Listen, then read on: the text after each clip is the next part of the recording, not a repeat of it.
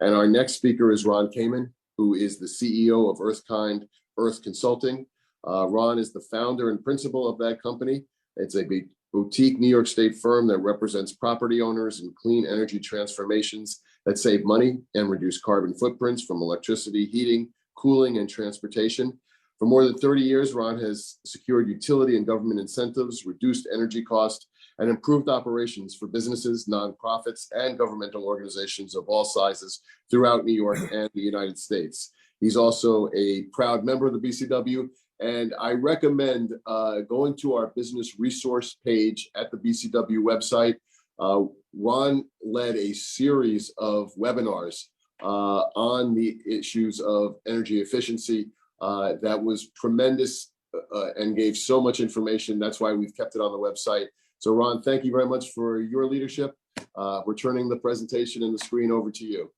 Thank you, folks. Earthkind Energy Consulting. Ron Kamen, been doing this for a long time, helping people figure out how to use these clean energy technologies to reduce cost and eliminate volatility, and simultaneously leave a proud legacy for the future for our kids and grandkids. Energy, as we know, is three aspects. There's the electricity that we use, there's the heating and cooling, and then there's also our transportation. I'm going to talk a little bit about all three of those now. So as Dan said, and as everyone recognizes, this is going to be a transition. But in this transition, some of the things that are available today are helpful because they can save money. I'd like to start off with, just very quickly, 3 case studies on solar.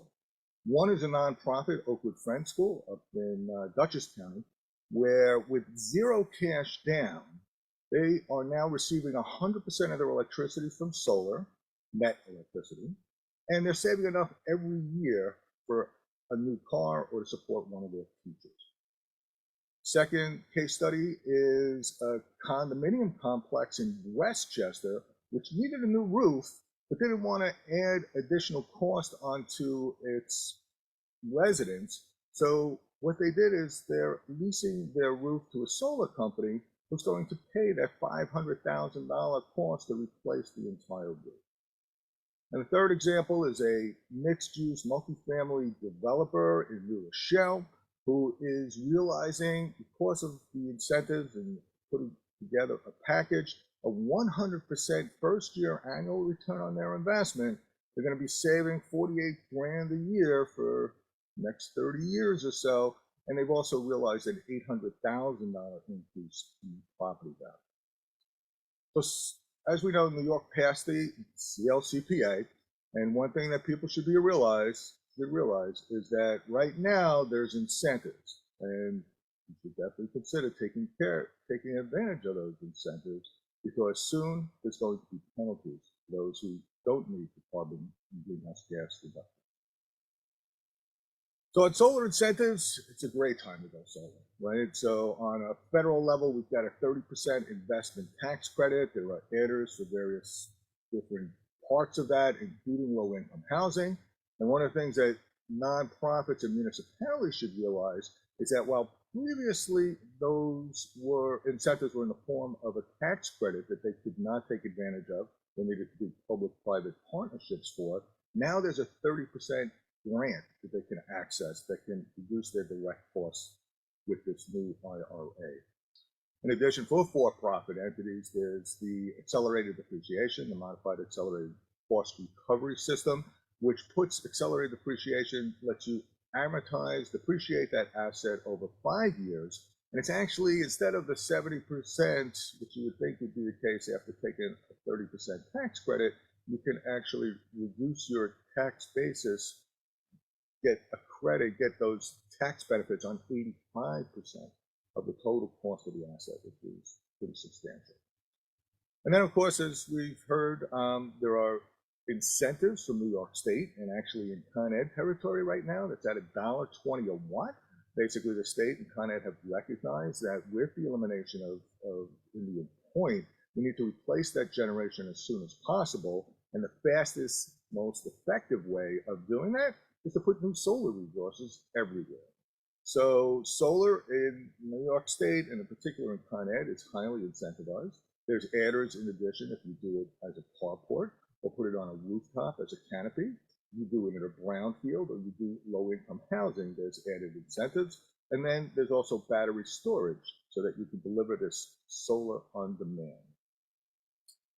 When you take a look at how you put all this money together and figure it out, there's bank financing, there's private financing with specialty solar lenders, there's state loan programs, and there's also property assessed clean energy PACE, which allows you to put these clean energy technologies on your property and it's off your balance sheet. So it doesn't affect your credit score and it's highly securitized and there's some significant benefits that can happen with this PACE financing that we have in New York and some places around the country. Another option for people who don't have the capital, can't access the capital, or don't want to own and manage their solar system is a power purchase agreement. And in the power purchase agreement, what happens is a third party comes in, puts in the capital asset, manages the installation, doesn't cost you anything. You then sign an agreement for a long-term relationship to have a fixed price electricity source that gives you a hedge against volatility. And it's a way for you to save money. It's been a traditional way for nonprofits and governments or anyone with not a tax appetite to be able to access solar if they have limited capital or access to capital. Another way is with a lease now to a developer. As I mentioned, that condominium basically is becoming a host of a solar project. By becoming a solar host, they are receiving a payment, that condominium, an upfront payment of $500,000, but you can also negotiate annual payments that get stretched out over 25 or even 30 years just for hosting a solar system on your roof. So one question is solar right for your property? And you need enough roof space and access to the sun. So horizontal is better than vertical. 6 stories or so is about the optimal for figuring out whether you can do solar. But you can also now put it on parking lots and on garage tops. And that's what we're seeing around the county and around particular White Plains is getting $1 million a year by hosting solar on their rooftops and in their parking lots, the city of White Plains. And then, of course, you can do it on the ground as well. And those larger solar systems upstate are providing a tremendous amount of energy, not so much in land-constrained Westchester, but still, we're seeing even in places like cemeteries, people putting ground mount systems and getting the benefit out of solar. So seize the opportunity.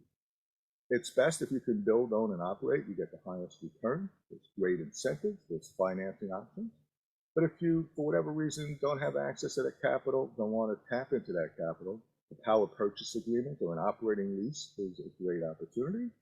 Or again, you can generate income from a solar developer by licensing the space on your roof, parking lot, or grounds. The lowest risk, you usually need about 20,000 square feet or better to make that happen. But by hosting a community solar system, you gain additional revenue out of that resource that was traditionally just an expense and have a positive environmental impact. And with the right developer, you can even cut a deal to get a fixed price solar power price contract that will also reduce your electricity costs. All right, so let's switch to heating and cooling for the moment. As Dan said, heat pumps are taking off across the country, really in the world.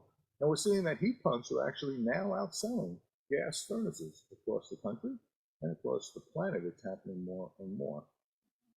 As Dan also mentioned, geothermal, or the heat beneath our feet, is the most effective way of heating and cooling your building. And that's because you tap into the energy that the Earth has been absorbing for billions of years. When you go down below the frost line, that temperature is 55 degrees. And by capturing that 55 degrees and bringing it back up, you start with 55 degrees to heat. You don't need much of a heat count impact to be able to bring it up to whatever temperatures you need to get to. And if you're starting at 55 degrees, you also don't need to do much to cool your building. So it is the most efficient heating and cooling system ever. Every unit of energy you put into a geothermal system, you get 4 to 5 units of heating and cooling out. 1 kW of electricity, about 3,400 BTUs of heat. When you do a geothermal system, you can get as much as 17,000 BTUs out of that same kilowatt of power that you put into it. Very cost-effective way, very efficient way, and very comfortable way, because no matter what the outside temperature is, that constant 55-degree temperature from under your feet, that heat beneath your feet, lets you keep comfortable with a minimal amount of energy usage.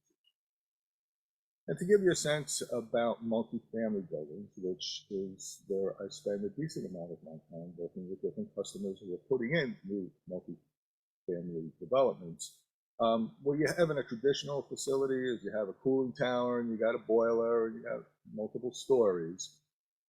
With geothermal, you get rid of the cooling tower, you get rid of the boiler. You have now either a green roof that you can use or additional rental units you could put up there, and you're not burning any fossil fuels. So your combustion risk goes down dramatically, your risk from carbon monoxide and or other combustion hazards, fire, etc., goes down dramatically as well.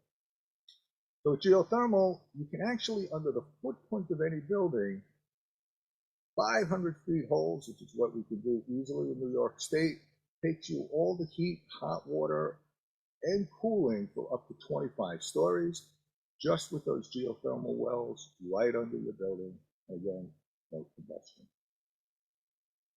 Take a look at some of the capital savings that you get. So the upfront cost of the geothermal is substantially more, for about 50% more when you take a look at, say, a 400 unit project, which is what this one is. Capital costs go up, but then you're also eliminating the cost of the cooling system, the chiller and the boiler, so you get some reduction savings there. You get significant utility rebates. You wind up now with a 30% federal tax credit. You get those accelerated depreciation bases, and all of a sudden, putting in a geothermal heating and cooling system, it can be cheaper by significant amounts than a traditional system. And then you take a look at the operating costs. And with the operating costs, as Dan had mentioned, they're about 50% less. And on this particular project, we're seeing a net operating income increase of nearly $300,000 a year, which on a capitalization rate of 6 is adding another $4.8 million of value to that particular project. So if you're doing new construction, absolutely makes total sense to look at geothermal.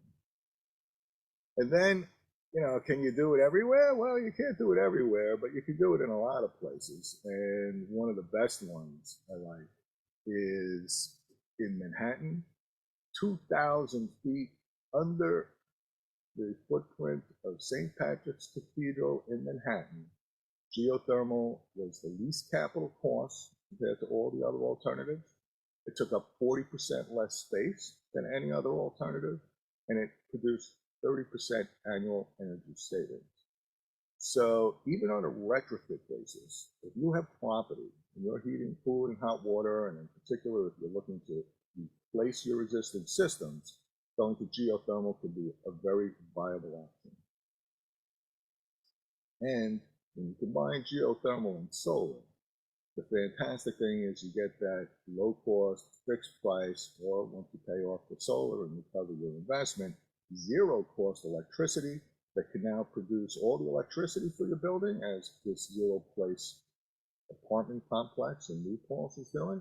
All the electricity, all the heat, all the hot water, all the cooling at no cost to the tenants. And this is on the right, a multi-family property in Far Rockaways, affordable housing apartment complex, where their air conditioning cost is $10 a month compared to over $100 a month everywhere else in New York City, around that area. And their heating cost is actually less than natural gas. All right, shifting into the other third piece of the triangle, which is transportation. So 98% of our trips in the country, in the United States, are less than 50 miles, which means that just about all of us can use an electric vehicle to do 98% of our trips. Still challenges going longer than that, but for 98% of us, for 98% of the time, you plug your electric car into your charger at home. You have a home charger, if you have a garage, or if you have a multifamily building where you're living, and now you can get overnight all the charge you need for your vehicle, and you don't have to worry about doing external sources of charges. With an electric vehicle, people have found that they're saving money now on the upfront purchase price because the price has come down. And with the incentives, they're actually can be cheaper to buy than a comparable gas vehicle. Then you get fuel costs that are somewhere between a third and two-thirds less than the cost of gasoline. And you have maintenance savings because instead of 2,000 moving parts, now we wind up with 20 moving parts, no oil changes, no transmission fluids, very little maintenance.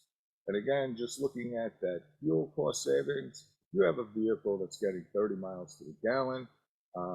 Basically, for whatever the price for a gallon of gas is, it's going to cost you, let's say, $4 a gallon today to go that 30 miles.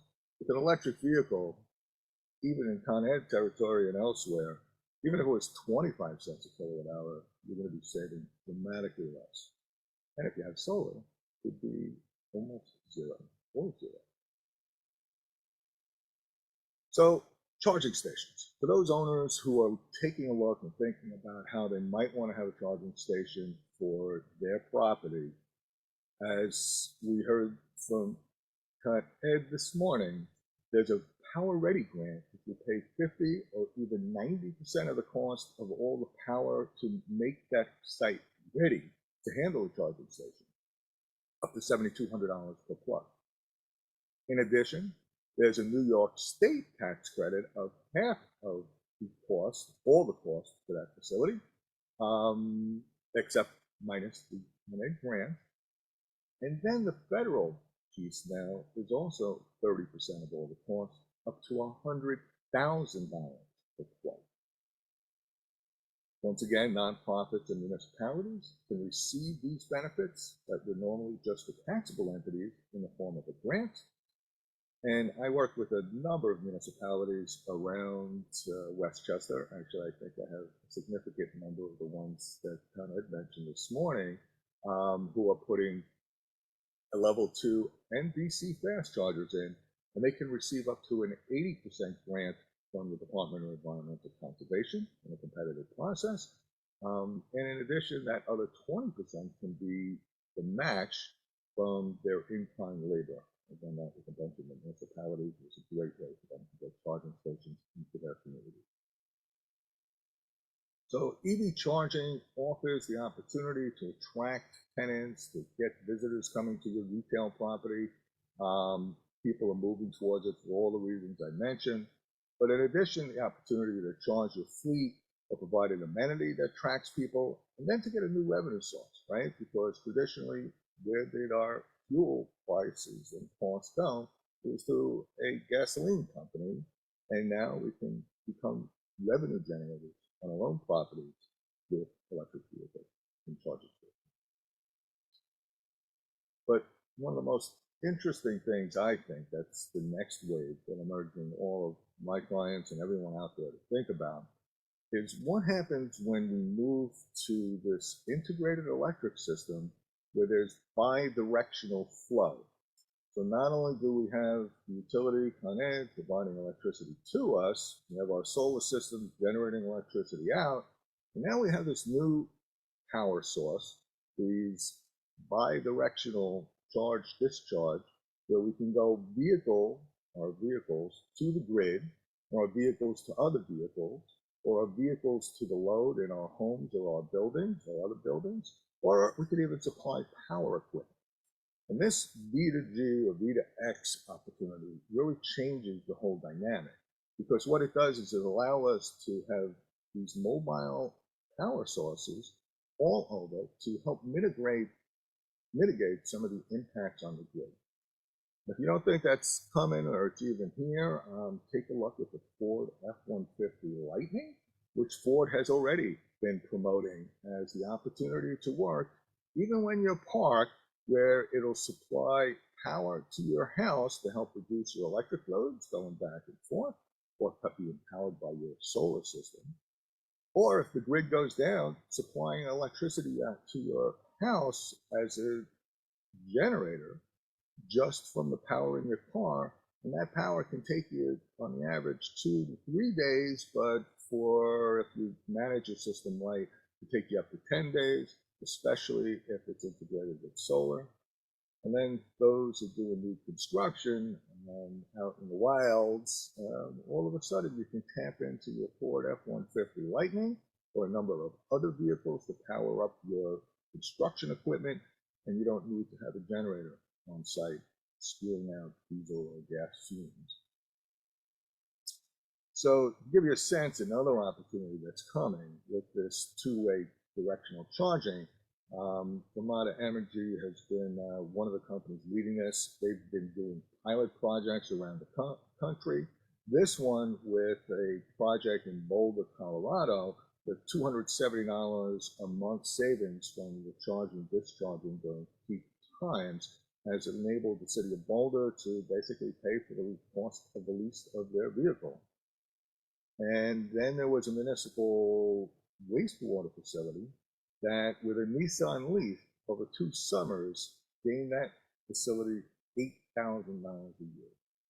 So not only are electric vehicles cheaper to buy, cheaper to run, cheaper to maintain, but in the near future, because of the changing distributed nature of the utility grid, we're going to find opportunities to earn money by having our cars parked in various places at work, at train station, or elsewhere, where by charging and discharging and managing that charging, we'll be able to earn revenue off of that and still have an additional capability of increasing the amount of renewables on the grid. So as I mentioned at the beginning, look, greenhouse gases and carbon taxes are coming. In New York City, there's already local law 97. For any building right now that's more than 25,000 square feet, there's limits on your carbon and greenhouse gases per square foot that start next year. The penalty is substantial.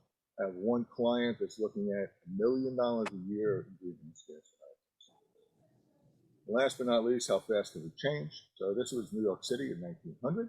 All horse and buggies, one car. This was New York City with all cars, one horse and buggy. And how long did it take for us to make this transition last century? 13 years. So Earthkind's worked with a lot of different companies. We'd love to work with again, we represent nonprofits, businesses, and municipalities in these transitions. Give us a call. Love to sit down, have a half-hour free consultation, and see what we might be able to do with you. Go clean, stay green, and thank you very much. John? Ron, thank you. And again, thank you for your extensive presentation and the work that you're doing. We've gotten a few texts. Yes, the same question was asked about your presentation, and it's on this recording, so it will be available for anybody to watch again, starting early next week on our website. A few questions, Ron. There was one question. You had mentioned the ground mount piece of the solar operations. And the question was, I know solar on the roof, but I've never heard ground mount. Can you explain that a little more? And is it, sure. do you have to do both, or can you do one? You can do one or the other. It just depends on whether you have land. So Westchester's land constrained, so it's very rare that we'll find enough land in Westchester to be able to put a ground mount system, although it does happen. Upstate, it's happening dramatically faster because there's much more land available for much less prices. But actually, in Mount Kisco, at the cemetery, they're doing ground mount systems in an area of the cemetery that they want to eventually expand to. So one of the opportunities with ground mount or ground mount tanks, actually, and we're starting to see this around the county, is take that same technology that normally would just be racks across a field, and instead put them up a little bit, and now use it as carports, right? And gain the benefit of overhead canopy to put shade and reduce the snow impact on vehicles in parking lots. And that becomes a great opportunity. You can get about 3 kW out of every parking spot, or 3,000 watts of solar electricity out of every parking spot. And that's what we're starting to see all over. And the same is true on top of parking garages. We got a few questions about electric vehicles in that part of your presentation. Do you have any data or information on how electric vehicles are performing in the Northeast during the winter months? Yeah, sure. So definitely during the winter, you should plan that you're going to lose whatever the rated range is that you would get during the summer, fall, and spring. That during the winter, you'll probably have that decreased by about 25%. So I have an Ion IQ that gets 300 miles to the charge. During the winters, I always presume that I'm only gonna, instead of getting 300 miles, I'll get 200 miles. I can go a little bit extra and just presume a third less, but I still get a solid 200 miles to the charge every time, no matter what the temperature is. Okay. And sticking with the EV vehicles, has it been considered to how many EV vehicles can be charged at one time in a single family household? Yeah, so part of it depends upon your electric service, right? So, everyone has a little different service, right? How old their service is, how many amps you can take. In my house, I have 2 electric cars that we charge all the time. It's not a problem, but I have a 200 amp service. Someone who has an older house, a smaller house from the last century, you may need to upgrade. But one of the great things about the current lack of incentives that are out there is that the federal IRA gives you those incentives and the upgrade as well. If you need to upgrade your electricity service for charging stations or for heat pumps, whether air or ground, those federal tax incentives come to you for the whole enchilada. So it becomes a pretty cost-effective way of doing it, especially when you combine that with the utility incentives and the state incentives. There was a question, and I hope I'm asking it the right way, but I guess throughout the course of your presentation, the different renewables alternatives that you mentioned, are they also available for single family properties? Yeah, so most of them are in various different ways, shapes, or fashion. And while traditionally I focus on the commercial sector, municipalities, nonprofits, businesses, we have helped some different families who's particular in new construction. New construction is a good time to consult with us, so we provide a kind of residential package of consulting opportunities for folks looking for new construction in particular. And then we're always available to help Paul. But yeah, all these incentives are available for single family residents in various ways, shapes, or fashion. Last question, just on geothermal. I mean, obviously, there is a impact to the property when the drilling begins. Can you dispel some of the misinformation out there that geothermal will totally destroy a community's quality of life while that operation is going on? Sure. So yeah, you're going to be mobilizing equipment, right? So you're digging holes and you're pumping holes down, right? So there's going to be some sort of impact, and you should be cognizant of that impact on your neighbors, and just talk with them about the fact that for a day or two, you're going to have this heavy equipment drilling those holes in your property, and it may be loud, and can you coordinate with them so that it doesn't have a big impact on them. But then once you're done with that drilling, the drilling is, is one aspect of it. The rest of it is all pretty much just taking pipes and putting it inside a house. So it's a relatively minor impact. There is some noise impact up front for sure, but again, for a standard single-family residence, it's a day or two of drilling, and that's about it. So relatively minimal. You will see some disturbance of the ground at that point. But then, once you're done drilling the holes and running the pipes, that's it. You just cover it over, you're landscaping it, and you can put it under a driveway. You have great landscaping. You'd never even know it was there. You don't know it's there, actually, because it's just covered over with landscaping or a driveway or wherever else you put it. And finally, Ron, last question. Again, I've been posing this question to all of our panelists because it obviously, and you and I have had these conversations before, in terms of the challenges that Westchester County is going to face to build that renewable infrastructure so that we meet the goals of the state, whether it's the dates that the CLCPA stated, or if we have to push out the dates even more. We still need to get that infrastructure built. What do you see as the 1 or 2 top challenges that what the business community in Westchester County needs to address to make sure that we move forward? So One, as I totally agree with you, John, that community involvement and support of these changes needs to happen. It's really, in my mind, unconscionable that people would object to putting in a solar system in their community when it's going to have long-term price and environmental benefits. So really, one of the things is to get over some of the obstacles of what was not in my backyard, and now it's become bananas. Build absolutely nothing anywhere near anyone. So we need to get over that particular challenge. And then, yeah, on the infrastructure, there's definitely pieces there. But I'm a New Yorker, I'm an American, and I've seen humans in general accomplish amazing things when we put our minds to it. And it's really, for me, the technology is there. It's really our mindset that needs to change.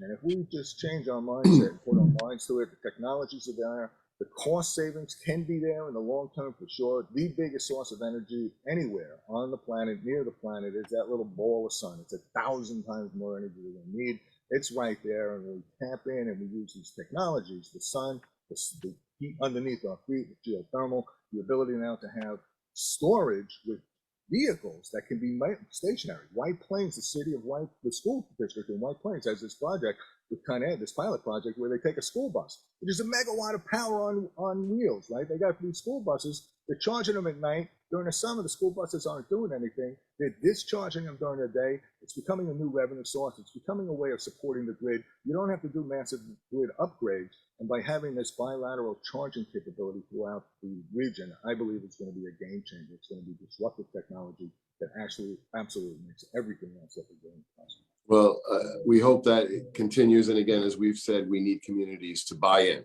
and to not use SECRA or other NIMBY aspects to help us build this renewable infrastructure, because the alternative is we will have a reliability problem if that occurs. So Ron Kamon, thank you for being on the front lines. Thank you for also mentioning non-for-profits as playing active roles. One example that we know of is that Andrus is doing a lot of work to really be a leader in the renewable energy area, and we want all businesses to take those initiatives as well. So we appreciate the fact that you're available and engaged in the non-profit community, and I know they'll be leaning on you as we move forward. And again, from the BCW, we want to thank Earthkind Energy Consulting for always being there for us, for working with our members, but also for helping us sponsor an event like this.